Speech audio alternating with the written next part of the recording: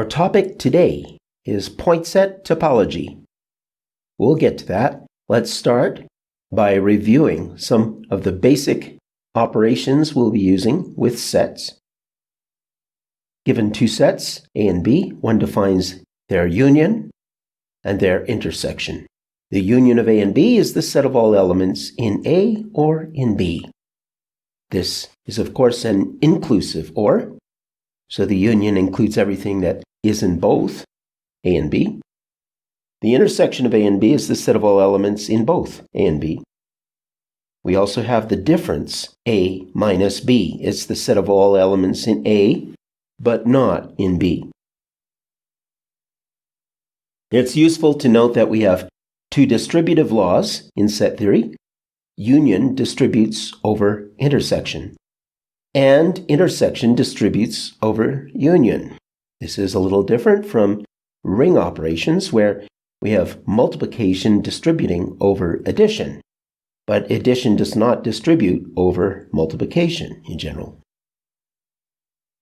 After taking the union or intersection of two sets, we can easily extend that to as many sets as we want.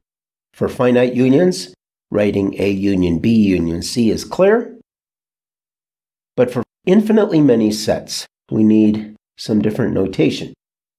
We can use ... notation for a countable sequence of sets, but we need to be able to take unions and intersections also of arbitrary collections of sets, including uncountable collections. So let's take a collection of sets, which I'll denote by script A.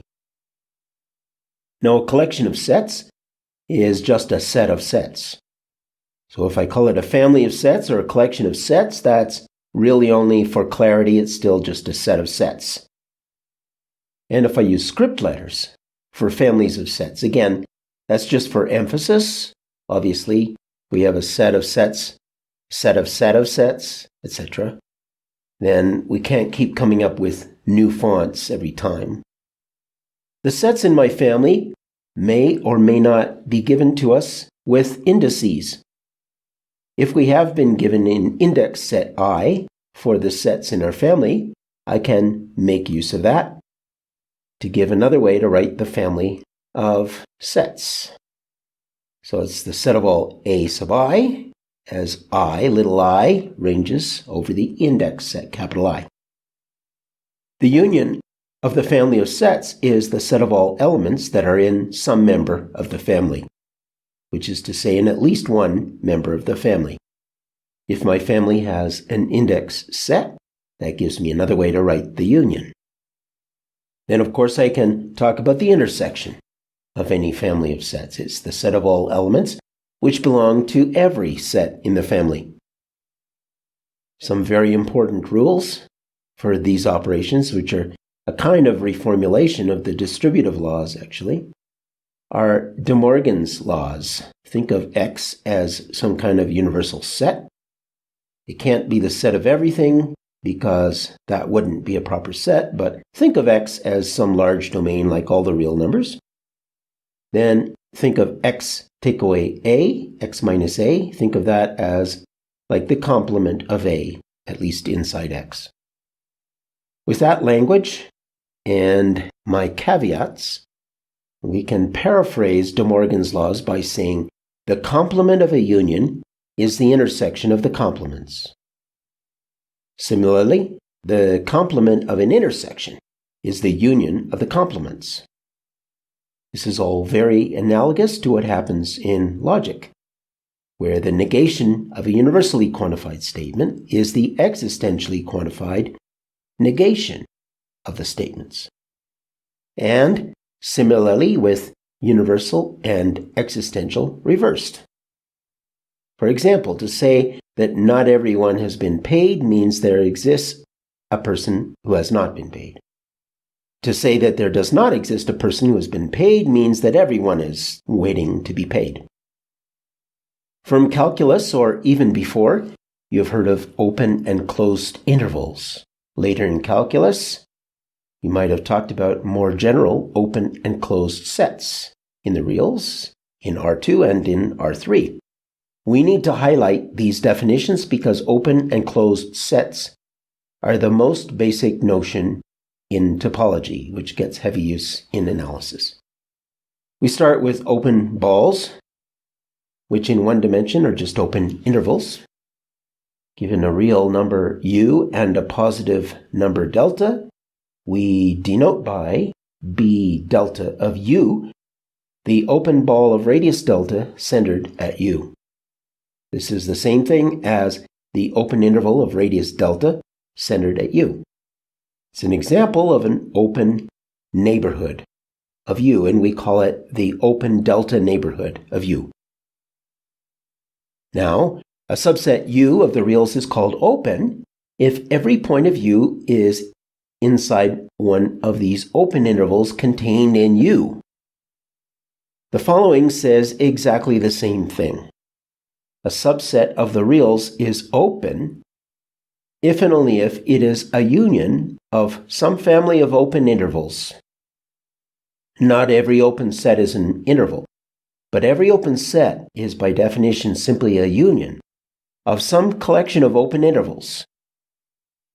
Here are some examples of open sets in the real line, open subsets of the reals.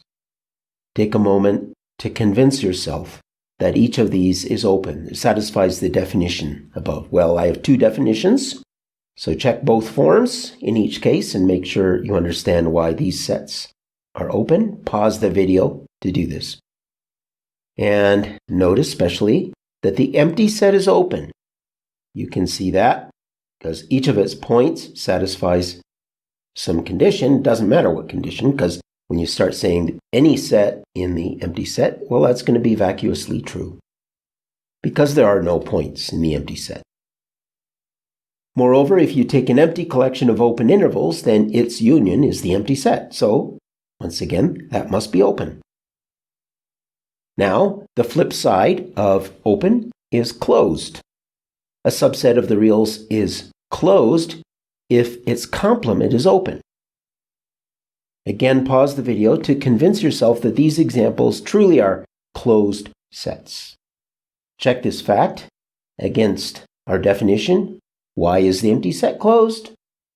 Well, its complement is the real line, which is open. Why is the real line closed? Because its complement is the empty set, which is open. So we have a couple sets here, which are both open and closed. Most subsets of the real line are neither open nor closed. Any set that's both open and closed is called clopen. But in the case of the real line, the only clopen sets are the empty set and the whole real line. That's a theorem, and it will come up at the end of the video.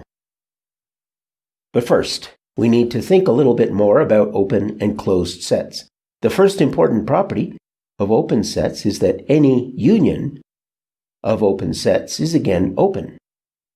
Well, this one is pretty easy because an open set is simply a union of open intervals. So, what's a union of open sets? Well, that's a union of unions of intervals, which is exactly the same thing as a union of open intervals. It's just the same thing as an open set. Next, if we intersect finitely many open sets, then you get an open set. To prove this, let's just look at the case of two open sets. Then the result will follow for any finite intersection of open sets by a very easy induction. Let's intersect two open sets, U1 and U2. Each of our open sets, U1 and U2, is a union of some family of open intervals. So the intersection of U1 and U2 can be rewritten using the distributive laws to get this union of open intervals. So inside the square brackets, in the last line, we have an intersection of two open intervals, which is again an open interval. So U1 intersect U2 is a union of open intervals, hence an open set. Please note that we have only finite intersections here, a finite number of open sets that we're intersecting. If you intersect an infinite number of open sets in general, no, you won't get an open set.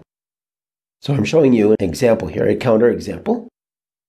So for arbitrary collections of open sets, the union is open. For finite collections of open sets, the intersection is also open. Exactly the analogous statements hold for closed sets, except we switch union with intersection. So if we have any collection of closed sets, their intersection is also closed. For finite collections of closed sets, the union is also closed. If you remember the examples, that should help you to get the statements correct. As an example of how to use De Morgan's laws, if each CI is closed, then the complement of their intersection is the union of their complements, but the complement of each CI is open, and the union of open sets is open, so that means the intersection of the closed sets, CI, is closed. Now, for the major result of this video, let's prove that the only subsets of the reals that are both open and closed, the only clopen sets are the empty set and the whole real line. This might look like a piece of trivia, but actually, it's much more. As we'll see later, this is exactly what it means for the real number line to be connected. To prove this result, suppose U is both open and closed. That means its complement is also open and closed. I'll call that set V. In other words, we have a partition of the real numbers into two subsets, both of which are clopen. We'll assume that neither U nor V is empty. So from this, we want to get a contradiction. If U and V are both non-empty, I can choose a point little u in capital U. I can choose a point little v in capital V. Now, both parts are open. So there's an open delta neighborhood of U, little u, contained in capital U. Also, an open delta neighborhood of little v contained in capital V. So a remark here, we've seen this kind of thing before. By definition, there exist such open neighborhoods of possibly different radii, delta 1 and delta 2. But then you just take delta to be the minimum of delta 1 and delta 2, and you get a radius that works for both U and V. Now, U and V are different points, so I can assume without loss of generality that U is less than V. We have a closed interval UV, having its left endpoint in capital U, its right endpoint in capital V. What we're interested in is from the left endpoint you're in U, at the right endpoint you're in V, somewhere there's got to be a switch from U to V. Now where does that switch occur? And to say that there is such a point, we need to use the completeness of the real numbers. All of this is going to have to come down to completeness, like so many things. So to do this, we define capital A to be the set of all little a in interval UV, such that the first section from U to A is contained in capital U. We already know that the first part of the interval of length delta is contained in U, and the last part of the interval is contained in capital V. So that puts limits on our set A. In fact, it says A must contain the interval from U to U plus delta. Also, A must be contained in the interval from U to V minus delta, with brackets as shown. In particular, the set capital A is a non-empty subset of the reals, and it's bounded above. So it has a supremum, which I'll call M. Since V minus delta is an upper bound for A, the least upper bound is at most V minus delta. Also, M must be at least U plus delta. In order for it to be an upper bound for all the numbers less than U plus delta, M has to be greater than or equal to U plus delta. So I've got an interval for M. Now our supremum, M, has to belong to either capital U or capital V. Now, in the first case, if M is in U, remember U is open. So there exists an open delta prime neighborhood of M contained in U. I want to make sure that delta prime is less than delta because I want to stay inside the closed interval UV, but that's no problem. If delta prime isn't small enough, I can replace it with a smaller value. Make sure it's less than delta. Now, M was the supremum of A. So there must exist points of A between M minus delta prime and M, inclusive. If little a is such a point, then the interval from U to M plus delta prime is a subset of U, because it is a union of these two intervals that I've shown you, both of which are contained in U. But wait a minute, that means M plus delta prime is in A, by definition. So it can't be any bigger than the supremum of A, which is M. And that is an outright contradiction. That was one case. The other case is if M is in V, but then we have a similar contradiction. I'll leave the details to you to check, but it's pretty much the same argument. That shows that in the real numbers, the only clopin sets are the empty set and the entire real line. You cannot partition the real numbers into two non-empty open sets.